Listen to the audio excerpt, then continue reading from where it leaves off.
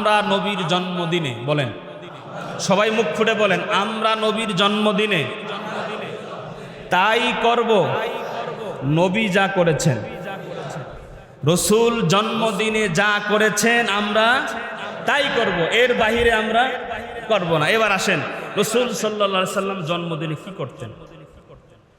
হযরত ওমর রাদিয়াল্লাহু তাআলা আনহু সহ সাহাবায়ে কেরাম রসুল সাল্লাল্লাহু আলাইহি সাল্লামকে অনেকগুলো প্রশ্ন করেছেন একটা হাদিসের মধ্যে, লম্বা হাদিস, আমি ওখান থেকে কিছু বলছি। জিজ্ঞাসা করলেন, ইয়া রাসূলুল্লাহ, যেই মানুষ সারা বছর রোজা রাখে তার বিষয়ে আপনার মতামত কি? এক নাম্বার প্রশ্ন, খুব খেয়াল করে। হযরত ওমর রাদিয়াল্লাহু তাআলা আনহু এবং আরো কিছু সাহাবী রসুল সাল্লাল্লাহু আলাইহি সাল্লামকে প্রশ্ন করলেন, ইয়া রাসূলুল্লাহ, যেই ব্যক্তি সারা বছর রোজা পালন করে তার ব্যাপারে আপনার মত কি?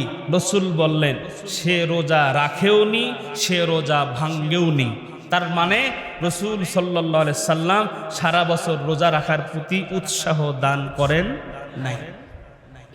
দুই নাম্বার প্রশ্ন করলেন, যে ব্যক্তি 2 দিন রোজা রাখে, একদিন ভাঙ্গে, 2 দিন রোজা রাখে, এরপরে একদিন রোজা রাখে না, আবার 2 দিন রাখে, আবার একদিন রাখে না, তার ব্যাপারে আপনার মত কি? রসুল সাল্লাল্লাহু আলাইহি ওয়াসাল্লাম বললেন, এটা তো কষ্টকর। এটা কি? তার মানে রসুল এটাতেও কি দেয় নাই? উৎসাহ দেন নাই। 3 নাম্বার প্রশ্ন করলেন, যে কেউ যদি একদিন রাখে 2 দিন না রাখে তার ব্যাপারে আপনার মত কি? রসুল সাল্লাল্লাহু আলাইহি সাল্লাম বললেন যে এটা হতে পারে। এটা একটা হলো যে একদিন রাখে 2 দিন রাখে না, রসুল তখন বললেন যে এটা হতে পারে, মানে এটাতে একটু উৎসাহ প্রদান করেছেন। এরপরে রসুল সাল্লাল্লাহু আলাইহি সাল্লামকে আবার জিজ্ঞাসা করছেন, কেউ যদি একদিন রাখে, একদিন না রাখে, একদিন রাখে, একদিন না রাখে, তার ব্যাপারে আপনার মত কি?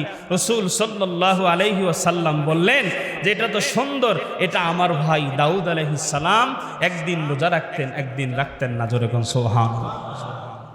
দেখেন রসুলকে সাহাবায়ে কেরাম প্রশ্ন করার সিস্টেমটা কি। এরপরে 5 নম্বরে গিয়া রসুল সাল্লাল্লাহু আলাইহি সাল্লামকে ওমর রাদিয়াল্লাহু তাআলা আনহু বলেন, ইয়া রাসূলুল্লাহ, সোমবারের রোজার ব্যাপারে আপনার মত কি? সুবহানাল্লাহ বলেন। কোন বার? রসুলের জন্ম কি বার? দেখেন রসুল সাল্লাল্লাহু আলাইহি সাল্লাম তখন কি বলেন? রসুল বলতেছেন, ওলিদতু ফিহি। রসুল বলেন, ওই দিন তো আমি জন্মগ্রহণ করেছি।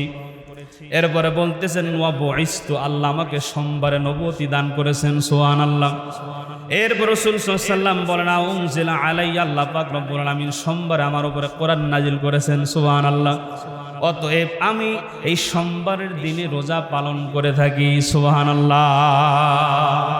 তাহলে আমরা সোমবারের দিনে রসুল সাল্লাল্লাহু আলাইহি ওয়াসাল্লাম, এটা কিন্তু হাদিস বলছি, রসুল বলছেন, উলিদতু ফিহি ওয়া বুইসতু উনজিলা আলাইয়া, যে আমি সোমবারে রোজা রাখি তার কারণ হলো এই দিন আমার জন্ম হয়েছে, এই দিন আমি নবুয়ত পেয়েছি, এই দিনেই আল্লাহ আমার উপরে কোরআনুল কারীম নাজিল করেছেন।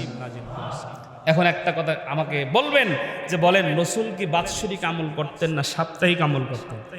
বলেন বলেন, বাৎসরিক না সাপ্তাহিক?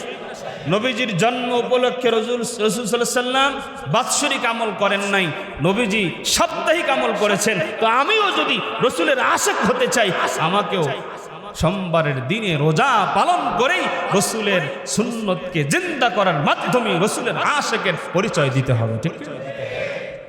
এরপর আসেন অন্য হাদিসে রসুল বলেন, আল্লাহ রসুল সাল্লাল্লাহু আলাইহি ওয়াসাল্লাম বলেন, সোমবার রোজা রাখার আর একটা কারণ হলো আল্লাহ পাক রব্বুল আলামিনের ফেরেশতারা প্রত্যেক বান্দার আমল সপ্তাহে 2 দিন ফেরেশতারা আল্লাহর আদালতে নিয়ে যায়।